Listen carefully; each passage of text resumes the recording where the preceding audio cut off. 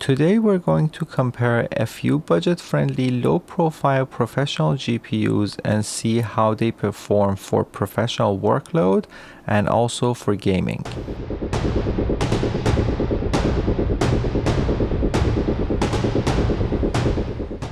When it comes to low-profile GPUs, there are many different options. We're comparing three AMD cards, starting from around $10 and go up to around $60.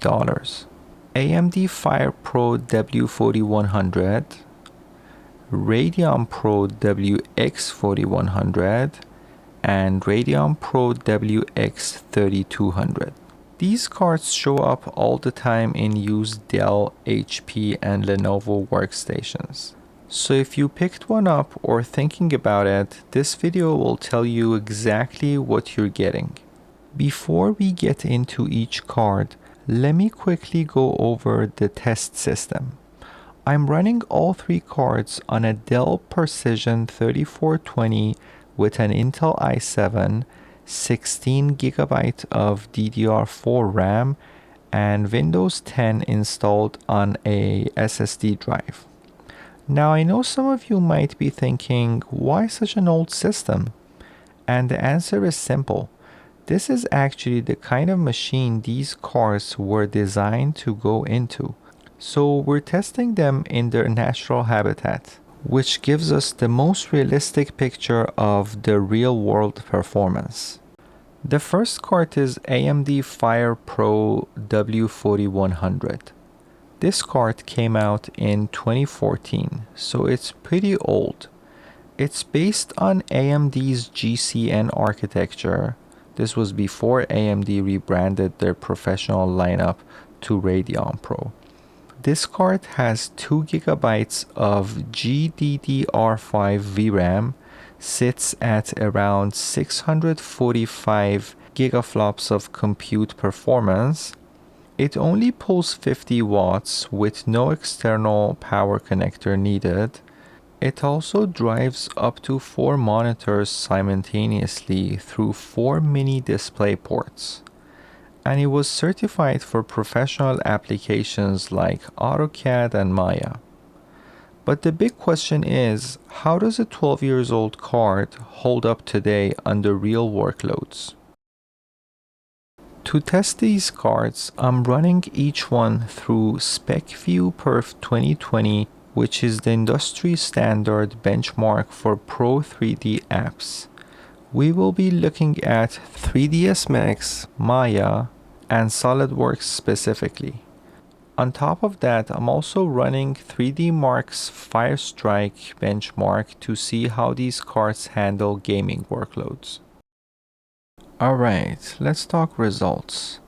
Ran the SPECview at 1080p resolution, and for 3ds Max the score was 8.21.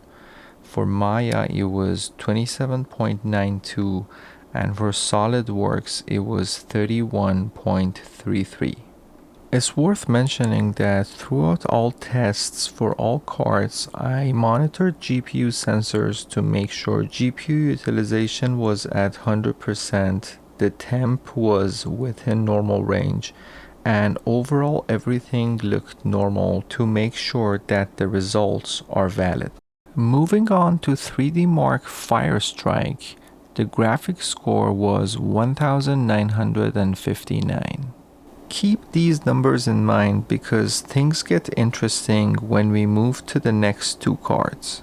The next card we're looking at is the Radeon Pro WX4100 released in 2016. Now, this card is part of AMD's Radeon Pro lineup.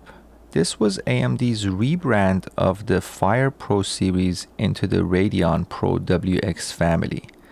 The direct successor of the FirePro W4100 was actually the FirePro W4300. And after that, AMD moved the entire professional lineup into the new Radeon Pro WX generation. And that's where the WX4100 comes in. You can see the full spec list on the screen, but the highlights are 4 gigabytes of VRAM, double the FirePro, 1024 stream processors, also double, and a compute performance of 2 teraflops. That's just over 3 times the compute performance of FirePro W4100. All of that while staying a single lane low profile at the same 50 watts with no external power connector and same 4 mini display ports. On paper, this card looks like a significant upgrade. Let's see what the benchmark says. The WX4100 scored 18.14 in 3ds Max, 90.58 in Maya, and 40.55 in SolidWorks. And in Firestrike, the graphics score was 5410. You can see how that compares to the FirePro. A clear, significant improvement across the board. But hold that thought, because the next card is where things get really interesting.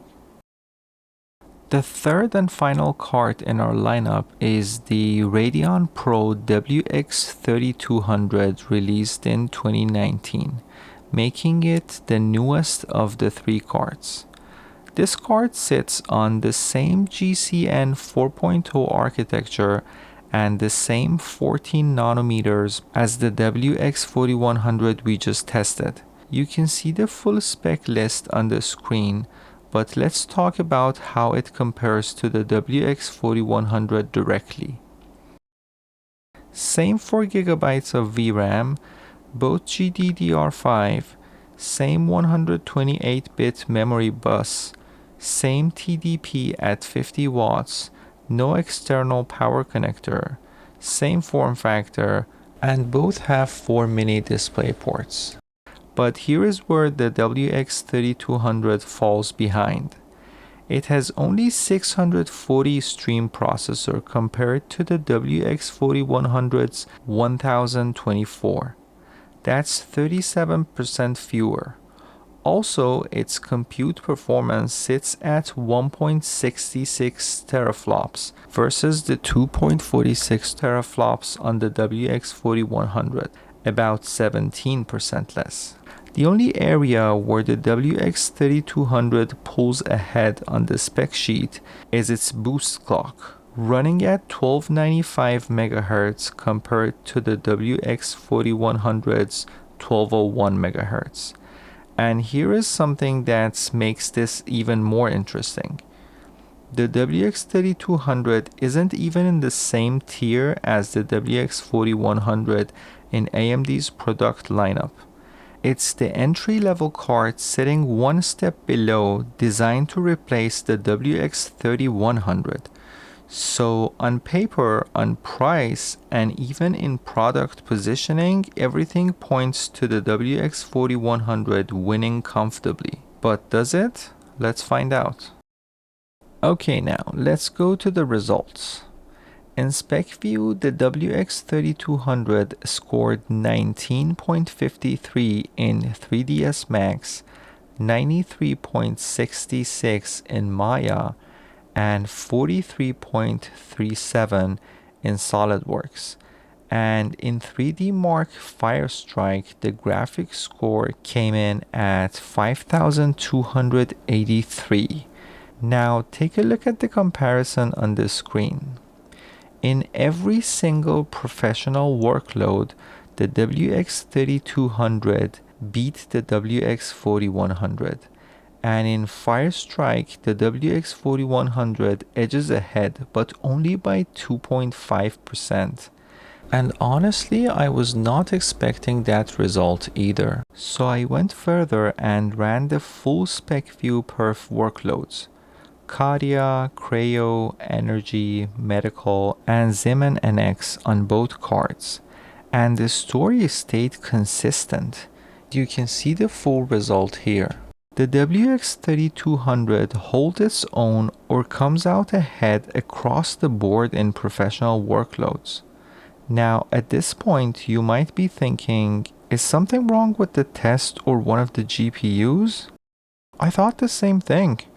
So I cross-referenced my Firestrike score with the 3D Mark database, where thousands of users submit their results. The WX4100 average sits at around 5400 and the WX3200 at around 5300, almost identical to what we got. I even checked some of their other benchmark for the both cards, and the story stayed the same. The WX4100 slightly edges the WX3200 by a few percents in gaming performance, but the WX3200 wins in almost all professional workloads. So the obvious question is why? How does a lower tier, lower spec card match or beat a card that on paper should be stronger? Honestly, I have a theory, but I can't say with complete certainty. The most likely explanation is the boost clock and maybe the newer architectural refinement. The WX3200 runs at boost clock speed of 1295 MHz. That's a modest 8% difference to the WX4100's 1201 MHz.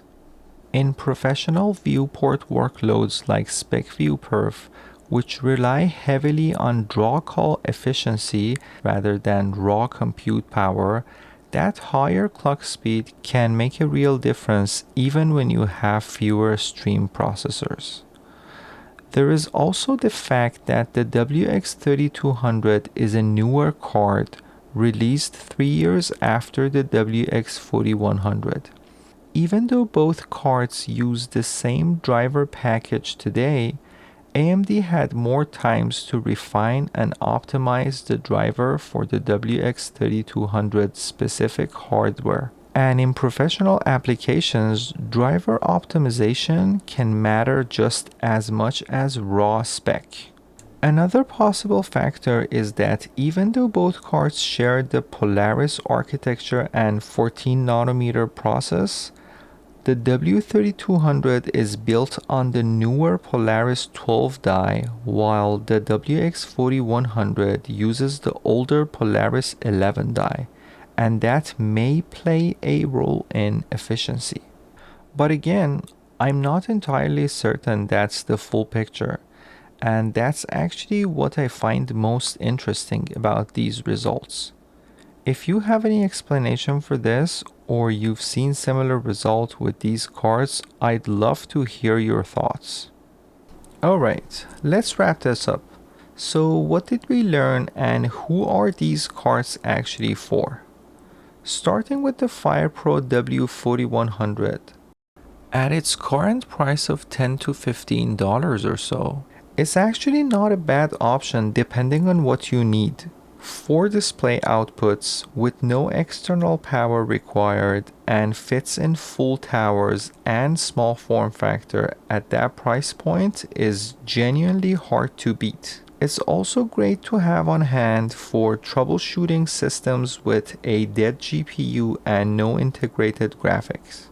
And as far as gaming, it should be able to run very old games, let's say older than 2010 or so, or the less demanding esport games and retro game emulators. Just don't expect much beyond that. Now for the two WX cards, based on everything we tested, these two cards are essentially neck and neck in real world performance. Both should handle older games as well as the esport titles and some newer games even in lower resolution and detail quality. They're both low profile, single slot, no external power, so they drop into any small form factor workstation without any hassle. So who should get which card? For most people, professional work, general use, and budget gaming, the WX3200 is the smarter buy. It's newer, cheaper, and the benchmark backs it up. Who and when you should get the WX4100? I guess if the WX3200 is not available at a cheaper price. But also, if you're running OpenCL compute workloads, the WX4100's extra stream processors give it a raw compute advantage worth considering. Or if you're building a Hackintosh system or running a Mac OS virtual machine with GPU pass-through, the WX4100 is your card.